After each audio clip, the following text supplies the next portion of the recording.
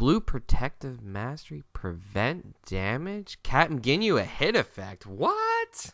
Greetings, Internet. DDA here, and there have been a lot of heated discussions going online right now. Ever since Justin McBride posted his whole full-fledged, what he would update the CRD with, as well as Phil McGrath giving his opinions on what 4 cards he would change. And then Team Badman, likewise, released a video that kind of inspired this video, talking about how Cell was overpowered. Now, I thought I'd chime in and take my take on all of this. I've been having a lot of discussions. UFC Wildcat and I have kind of butt heads a little bit, but it's all in good fun. It's all in good fun. Opinions are just that. They're just opinions. But, a lot has been said, so I figured why not take the time to tell you guys what my opinion is and offer you a different perspective. So the list that I agree with the most, no surprise here, is Phil McGrath's list. So we're just going to go over each change he suggested and talk about it, decide whether or not it should be implemented or it shouldn't be. So the big talk of the town is this overwhelming power loop. Overwhelming power, of course, being an event card that when you place it into your hand via a card effect, you can use a critical damage effect. Now, on paper, that doesn't sound too powerful, but when you combine it with the Restored Mastery that at the end of every turn can place a card from the bottom of your life deck to your hand, you're talking about a combo that you can do 2 critical damage effects every single full cycle turn. So you can do a critical damage effect at the end of your turn and at the end of your opponent's turn. Now, we are talking about 1 limit 2 per deck card in 1 style of 1 mastery.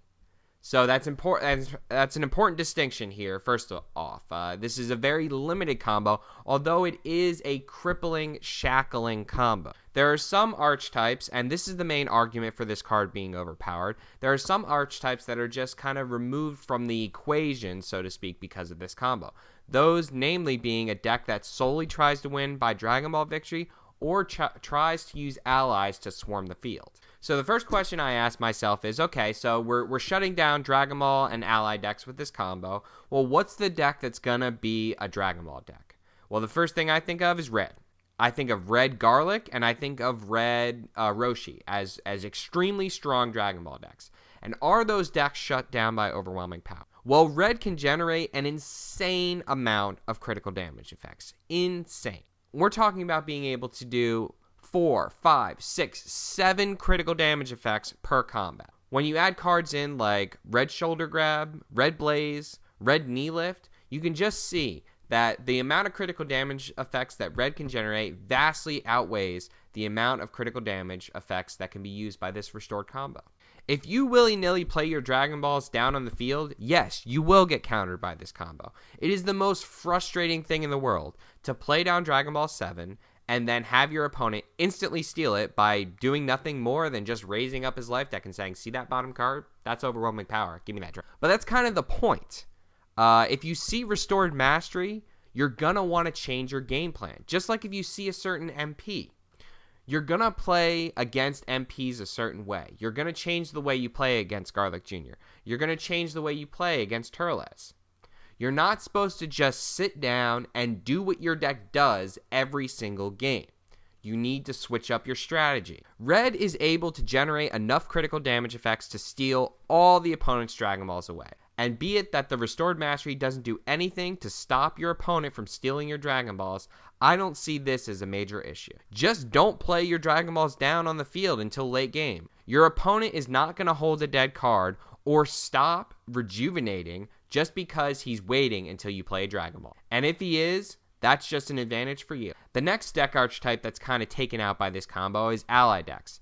And I think this is a lot more of a problem than it is for Dragon Ball Victory. Ally decks are traditionally difficult to pull off. There are already an extremely high number of critical damage effects, as well as an extremely high number of ally tech cards. People are everywhere saying that Ginyu is dead. I don't think Ginyu is dead, but this combo does put a nail in his coffin. However, it's important to note that this combo does make Tag Team Mastery better, because we all know that mastery needs to be better. When I think of an ally deck, I think of a blue deck. So you have to ask yourself the question, is blue able to combat this combo? Discarding 2 allies a turn is massively strong. However, blue has enough cards in it that can play allies from the discard pile, life deck, and banish pile. Goku MP even adds further to this. It is definitely possible for a blue deck to play anywhere between 4, 5, and 6 allies in a single combat. Does destroying 2 allies a turn with a critical damage effect slow down allies? You bet your ass it does. However, is it overpowered?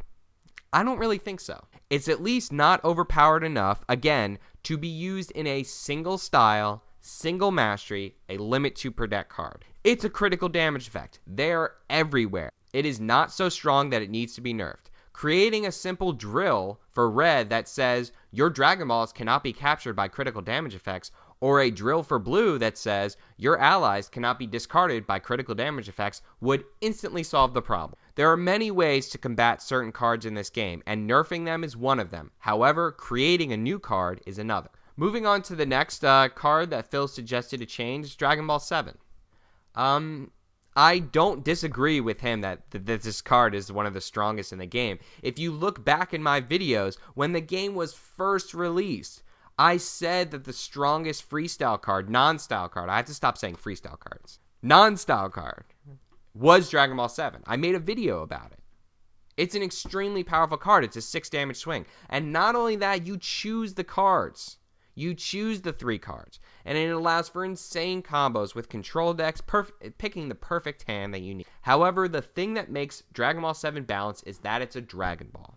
It's that when you play it down, your opponent can steal it, and Dragon Balls are a very integral part of the game. We want Dragon Ball 7 to be the strongest Dragon Ball effect. We want it to have that overwhelming power effect. These Dragon Balls are not anywhere near the power that the old Dragon Ball sets were. So are they strong? Yes, but that's a good thing. Steal the Dragon Ball. Steal your opponent's Dragon Ball. And of course, let's talk about Cell. Now, I've had so many discussions about Cell and my opinions on Cell and how strong Cell is in the format right now. Is he good for the meta? Is he bad for the meta? I will state flat out that this guy was nothing but great for this meta. Sets 1, 2, and 3 kind of were dominated by 2 different kinds of decks.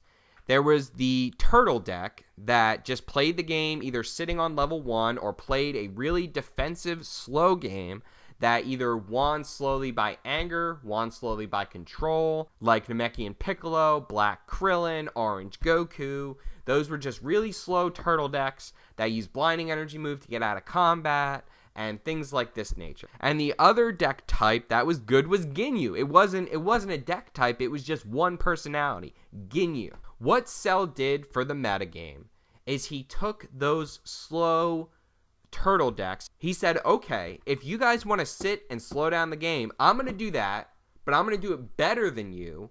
I'm going to punish you for what you're doing, and I promise you that I'm going to break through your defenses. He took the metagame and said, hey, maybe you don't want to play so slow, guys. Maybe you want to go aggressive against Cell because I'm weak in the early game. Maybe you want to play Ginyu. Maybe you want to play Turles. So we know Cell is good for the metagame, and I will defend that to the T against anyone. However, you know, the question of whether or not his level 3 and level 4 interaction is overpowered is still up in the air. So when anyone thinks of whether a card is overpowered or not, they instantly go to the one that's obvious, the one that stands above the rest, and that's Namekian. Namekian is a style that scales off of levels. It scales into the late game better than any other style. Cell is a personality that scales off of levels, that scales into the late game better than any other personality. If you take these 2 truths and add them together, you get an overtuned deck. But the question is not, is Namekian Cell overtuned? The question is, what is overpowered? If Cell is overpowered, then Cell is overpowered. It's not Namekian Cell that's overpowered, it's Cell. So that means that there should be other styles that Cell exceedingly excels in and just snuffs out all the other personalities. Is that the case? The answer is no. It is not the case. Cell is great in a lot of styles. He's great in Saiyan, and that is what I've been playing him in. And I've been playing him in a lot in Saiyan, and I haven't been able to break him in Saiyan. I think Saiyan is his strongest style, like, theoretically, the way that he works as a personality. But because of the scaling of Namekian, It's Namekian. There are better choices than Cell in Saiyan, or at least there are choices that are better in certain situations. So Cell is not the end-all be-all in Saiyan style. I like Turles. Trunks has an amazing toolbox, as well as, Raditz. Other styles don't even compare with Cell. Sure, he's kind of cool in red, with Enrage, jump up and down, draw some cards. Sure. He's pretty cool in black, he gets all those modifiers, or if you play Perceptive, your level 1 can kill a non-combat. These are all great combos, but are they overtuned? Is Cell taking the metagame? Is every time you open up a tournament report, you see Cell at the top of various styles? No. The only thing you see winning tournaments is Namekian Restored Cell. Why is that? What's the culprit? Is it his level 3? You should be rewarded for working up levels. Level 3 in this game has traditionally been a defining level. Many personalities in the game have defining, powerful abilities on their level 3. I think the important point here with Cell's level 3 is that it does a lot of damage. 7 unpreventable is super strong. However, that's where it ends in that combat. After you perform your power with Cell, you're doing damage, and then you're saying, I'm going to help myself later after combat's over. There are personalities in this game that help you out way more inside combat. Turles level 3, I promise you, Turles level 3 can push out more damage than Cell level 3.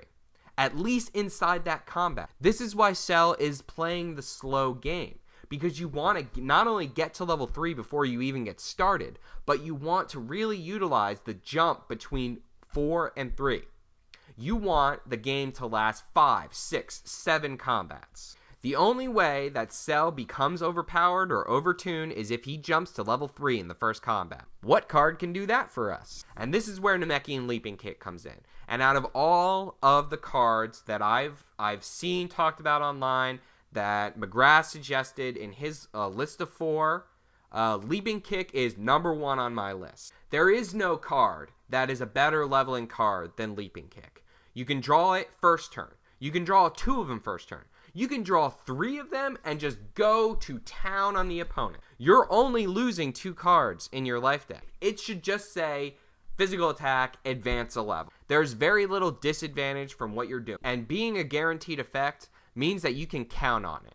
You can say, you can open up with Leaping Kick and then just level. Or you can take some damage and just, whenever you want, level. Cell alone is not overpowered. Cell is good for the metagame. However, when you take Cell, put him in a style that scales exponentially with levels and exponentially in the late game, and then add a card that allows you to instantly level, get around all de-leveling, anti-leveling cards like Wall Breaker and Blue Style and everything, get around all of that, give him an instant level card, have an instant level card at his name card, you get to level 3 in the first combat in 50% of your games, and the rest of your games you're level 3 in the second combat. And this, to me, is a much more prominent issue than Cell will ever be. In one of the discussions that I had on my forum, I was discussing this with UFC Wildcat, and he said to me, okay, well, if Leaping Kick is what is overpowered, was Leaping Kick